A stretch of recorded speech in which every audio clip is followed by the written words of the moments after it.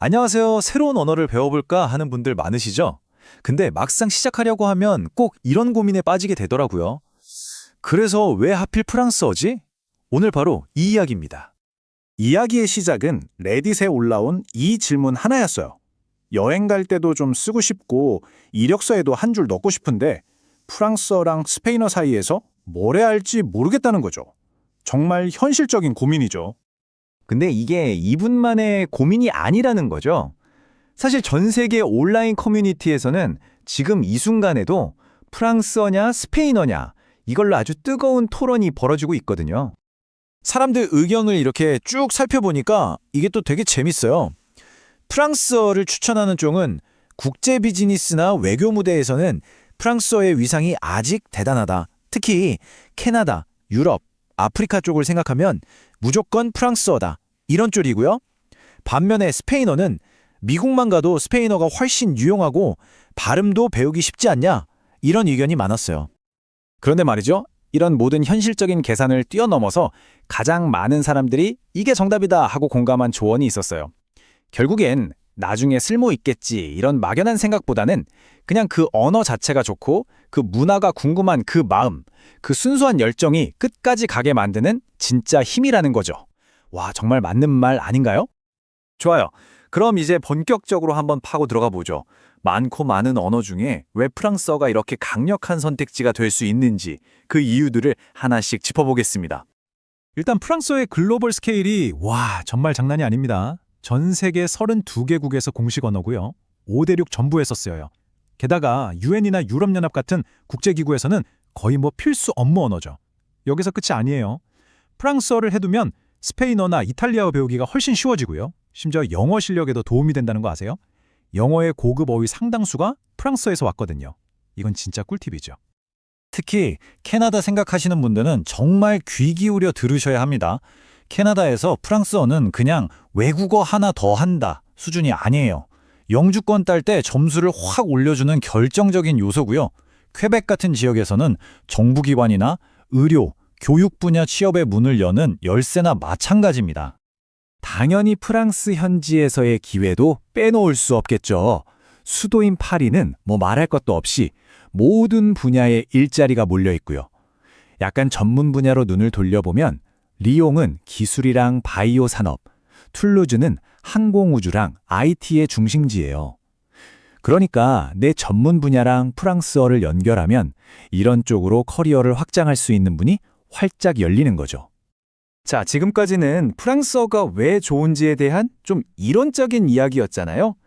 이제부터는 이게 한 사람의 인생을 실제로 어떻게 바꿔놓았는지 정말 강렬한 실제 사례를 한번 따라가 보겠습니다. 오늘의 주인공은 레딧 유저 로건 지지지입니다. 이분한테 프랑스어는 그냥 취미가 아니었어요. 복잡한 비자 문제에 발이 묶여서 옴짝달싹 못하던 상황이었는데 여기서 벗어나 캐나다로 가서 새로운 인생을 살고 싶다는 정말 절박한 동기였죠. 이분한테 프랑스어는 곧 자유 그 자체였던 겁니다. 그래서 그의 9개월은요. 말 그대로 전력 질주였습니다. 알파벳도 모르는 완전 제로 베이스에서 시작해서 딱 9개월 만에 캐나다 이민에 필요한 B2 수준의 유창함을 증명해낸 거예요. 이 타임라인만 봐도 얼마나 치열하게 공부했는지 그냥 느껴지시죠? 그럼 대체 어떻게 공부했길래 이게 가능했을까요? 그 방법이 진짜 흥미롭습니다. 딱 3가지 핵심 전략에 집중했대요. 첫째는 원어민 소리를 그냥 그림자처럼 똑같이 따라 말하는 쉐도잉. 둘째는 듣고 쓰는 받아쓰기로 듣기, 쓰기, 문법을 한 번에 잡았고요. 그리고 마지막, 이게 진짜 대박인데 챗 GPT 같은 AI를 거의 24시간 붙어있는 개인 원어민 튜터처럼 쓴 거예요. 이걸로 자기한테 필요한 대화 상황을 계속 만들면서 실전처럼 연습한 거죠. 정말 스마트하지 않나요? 그럼 이분이 실제로 썼던 학습 도구들 한번 볼까요? 택시나 알터이고 같은 교재로 뼈대를 잡고 이너프렌치 팟캐스트를 들으면서 귀를 뚫고 아이토키에서 원어민이랑 대화하고 챗GPT는 개인 교사로 활용했네요. 지금 막 프랑스어 시작하시려는 분들은 이거 참고하시면 정말 큰 도움이 될 거예요. 자, 보세요. 한 사람의 인생을 바꾼 이 이야기가 그냥 개인의 성공 스토리로 끝나지 않습니다. 사실 이 로건의 9개월간의 여정은요. 지금부터 우리가 보게 될 이 거대하고 계속 성장하고 있는 글로벌 프랑스어권이라는 네트워크에 접속하는 과정이나 마찬가지였던 거죠. 자, 첫 번째 숫자입니다. 32. 이게 뭘 의미할까요? 프랑스어가 그냥 프랑스만의 언어가 아니라 전 세계 무려 32개 나라의 공식 언어라는 뜻입니다. 다음 숫자 3위. 이건 비즈니스 세계에서 프랑스어의 힘을 보여주는 숫자예요.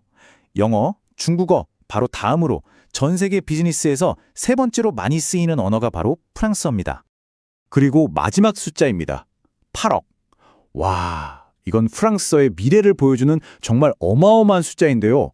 불과 30년도 남지 않은 2050년이 되면 전 세계에서 프랑스어를 쓰는 사람이 8억 명에 달할 거라는 예측이에요. 이 성장세 정말 놀랍지 않나요? 그러면 이 거대한 프랑스어권 경제가 우리랑 무슨 상관이냐 싶으실 수도 있죠. 근데요, 생각보다 훨씬 더 깊은 관련이 있습니다. 이게 정말 놀라운 데이터인데 2020년에 우리나라 전체 무역액의 무려 18%가 프랑코포니, 그러니까 프랑스어를 쓰는 국가연합과의 거래에서 나왔다는 거예요. 이게 88개 나라에 달하는 거대한 시장이거든요. 우리 경제랑 정말 가깝게 연결되어 있는 거죠. 그리고 프랑스어권이라고 하면 왠지 막 예술, 민화, 역사 이런 것만 떠올리실 수 있는데 전혀 그렇지 않습니다. 지금 프랑스와 캐나다는요, 네이버나 삼성 같은 우리나라 대표 기업들이 핵심 R&D 센터를 둘 만큼 최첨단 기술 혁신의 중심지이기도 합니다. 자, 이렇게 프랑스어를 배워야 하는 현실적인 이유들, 또 한 사람의 인생을 바꾼 치열한 여정, 그리고 우리가 생각했던 것보다 훨씬 더 큰 글로벌 영향력까지 모두 살펴봤습니다. 결국 이 모든 이야기는 다시 처음에 그 질문으로 돌아오게 돼요. 네, 보셨듯이 프랑스어를 배워야 할 이유는 정말 많습니다. 그리고 그 과정이 때로는 정말 치열할 수도 있다는 것도 봤죠. 그렇다면 이 모든 걸 지켜보신 여러분에게 묻고 싶습니다.